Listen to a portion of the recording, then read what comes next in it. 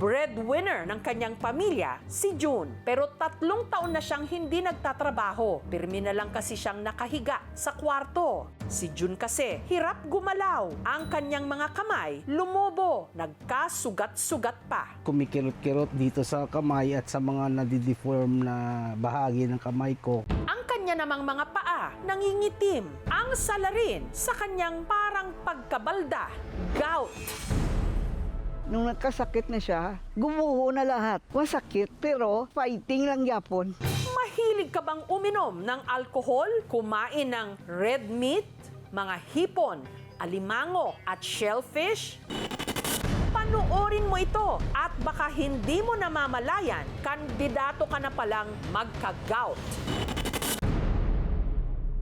Ang gout, uri ng arthritis o rayuma na bunsod ng mataas na uric acid sa katawan. Ang inaatake nito, ang ating joints o kasukasuan.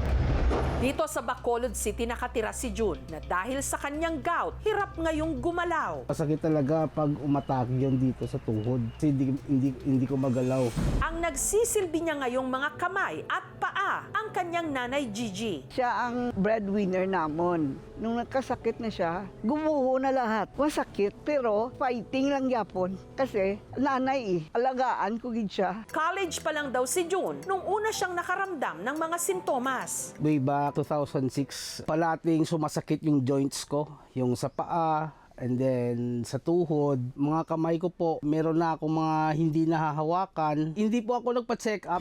Hanggang unti-unti na itong lumala. Umakyat na sa tuhod, sa siko at saka dito sa balikat ko. Kamay ko, unti-unting nagde-deform. Lumala na ng lumala. Ang isa raw sa posibleng dahilan ng pagkakaroon niya ng gout, alak. Malakas akong uminom. Tuwing may okasyon, inom kong inom. Nagsisisi po ako sa lifestyle ko noon. Kung alam ko lang ito magiging epekto, sana di ko na po inabuso yung sarili ko. Ayon sa tala ng Philippine Rheumatology Association, mahigit 1 milyong Pilipino ang may gout. Ang mga mataas sa uric acid, mga shellfish, mga dark meat. One trigger for gout is your beer or alcoholic drinks. Hyperuricemia is also associated with heart attack, diabetes, pagsira ng ating kidneys, no? Kung merong crystals ng uric acid pumunta sa kidney, hindi siya basta-basta natatanggal eh. So it stays there and talagang magkaka-deformity sa mga joints. Pero walang quick fix. Parang alta presyon yan eh. For life din siya. Usually, kailangan rin ng maintenance na gamot. Pero ang mabuting balita, kamakailan lang, ang mga Pinoy scientist mula sa University of the Philippines, Manila, may nadiskubring halaman na kaya raw pababain ang uric acid ng ating katawan. Tumutubo lang ito kung saan-saan. Diyan lang sa tabi-tabi. Ang dahon nito, korting puso, maliit at makintab. Ang sanga nito, may mga kumpul na maliliit na buto. Ito ang ligaw na halaman o damo na kung tawagin, pansit-pansitan. Ang scientific name niya ay Peperomia pellucida. Nag-grow rin ito sa wild. Sa isang community, ginagamit nga daw nila ito para sa mga arthritis, mga sakit sa kasukasuan. Kaya naisip na baka meron nga itong either properties para sa pain o kaya sa gout. Si Jovan, maga ang kanang paa dahil sa gout. Pag lumobo siya, buo to, kandito, buong ito, namamaga at namamanas. Talagang baldado po ako, nasa bahay lang po ako at di makalakad. Ang inirekomenda raw sa kanya ng kanyang biyanan, pansit-pansitan. Nakita lang nila sa bakuran po nila. Ang mga nakuhang dahon, pinakuluan niya. Nung lumamig, kanya itong ininom. Bago matulog po sa gabi, yun po talaga yung ginawa ko. Walang pait, halos parang tubig lang. At matapos lang daw ang mahigit 2 buwang pag-inom ng pinakuluang dahon ng pansit-pansitan, himalang umimpis ang pamamaga ng kanyang kanang paa. Dahil sa pansit-pansitan, di na ako bumibili ng gamot. Pero epektibo ba talaga ito? Ayon sa pag-aaral ng UP Manila Institute of Herbal Medicine of the National Institutes of Health, ang pansit-pansitan o kilala rin sa tawag na ulasimang bato, nakitaan nila ng anti-inflammatory at hyperuricemia properties. Ibig sabihin, mabisa itong gamot sa pamamaga ng katawan. Nire-research muna sa laboratorio. Tinitingnan kung meron nga itong pharmacologic activity. So yung initial study sa animals, nakita maganda yung effect na to. Nakababa siya ng serum uric acid levels at safe. Yun lang yung time na ginawa ng clinical trials. At matapos ang halos 10 taon ng masusing clinical trials, matagumpay raw silang nakadevelop ng gamot o tableta gamit ang pansit-pansitan na makatutulong sa pagpapababa ng serum uric level ng isang tao sa natural na paraan. Hindi kasi katulad ng ibang gamot gaya ng allopurinol at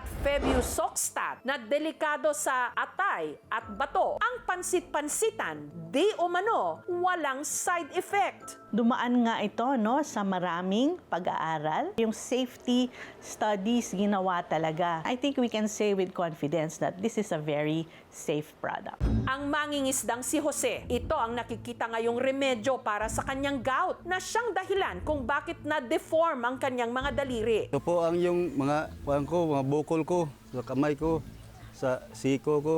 Sa tuhod ko, mayroong malaki yung bukol-bukol. Ang isang araw sa mga tumubong bukol, pumutok pa. Atake ma'am, hindi ko ma'am. Hindi ko matapak yung sakit. Hirap, doon na ako sa bahay. Palaging upo na lang. Para maibsan ang sakit na dulot ng kanyang gout, may inireseta raw sa kanyang gamot. Mahal ma'am, yung mga gamot ni reseta ng doktor. Pambili na lang ng bigas. Pero paglilinaw ng UP Manila Institute of Herbal Medicine of the National Institutes of Health, may limitasyon din ang kakayahan ng kanilang pansit-pansitan tablet. Kung deformed na yung joint, hindi niya maaayos yon. Pero as maintenance medication to keep the serum uric acid levels normal, I think this will be a very good drug. Maraming diseases ang pwede niyang ma-prevent kung maagapan natin na ma-normalize po natin yung ating serum uric acid level. So lifestyle, diet, exercise rin, important para yung joints natin na move natin. Lots of water also para mailabas natin. Those are ways to avoid having a high uric acid levels. Ang Technology Transfer at Business Development Office ng UP Manila naghahanap ngayon ng mga katuwang upang matulungang dalhin ang halamang gamot na ito sa merkado. It is really the vision of the Institute of Herbal Medicine na makadevelop tayo ng safe, effective, and affordable herbal medicines. Gusto natin maging self-sufficient.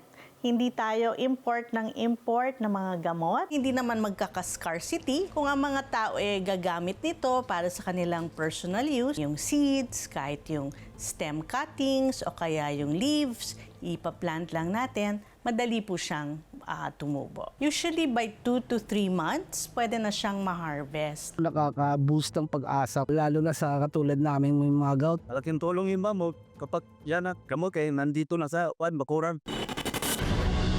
Nakamamangha na ang ligaw na halaman o damo na pansit-pansitan, tila rin pansit, pinaniniwala ang kayang magpahaba at sumalba ng buhay. Thank you for watching mga kapuso. Kung nagustuhan niyo po ang videong ito, subscribe na sa GMA Public Affairs YouTube channel and don't forget to hit the bell button for our latest updates.